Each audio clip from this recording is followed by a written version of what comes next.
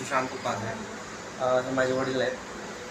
3 महिन्यापूर्वी यांच्या पोटामध्ये खूप जास्त त्रास होत होता. त्यासाठी आम्ही पुण्यामध्ये एका डॉक्टरकडे गेलो होतो. मग त्यांनी इथं सजेस्ट केल्यानंतर तिथं आलो आम्ही.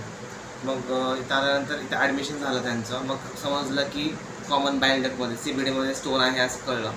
त्यानंतर आम्ही इथं ऑपरेशनसाठी सांगितले की ERCP करावं लागेल. ERCP म्हणून ते ऑपरेशन केले.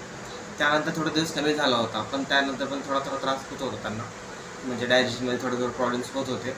मग त्यानंतर इथं परत आलो आम्ही. त्यानंतर कळलं की त्यांच्या CBDमध्ये काहीतरी इन्फेक्शन वगैरे काही आहे. ते आम्हाला समजत नव्हतं, पण सांगितल्यानंतर मग आम्ही परत ॲडमिशन केलं. त्यानंतर सर्जरी झाली. सर्जरी व्यवस्थित एकदम झाली.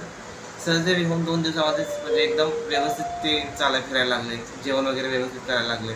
एकदम आता सध्याला काहीच प्रॉब्लेम नाही आहे त्यांना. व्यवस्थित आहे सगळं सध्याला. आता सगळं व्यवस्थित आहे. आहे सर.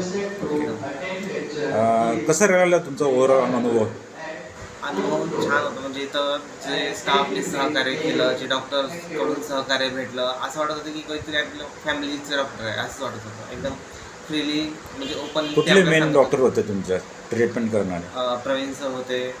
पहिले सगळ्यात सुरुवातीला जे होते सर रायबा सर होते. त्यानंतरचं प्रवीण सर, मग अनिकेत सर होते आणि सम्राट सर होते. या सगळ्यांनी खूप सहकार्य केलं.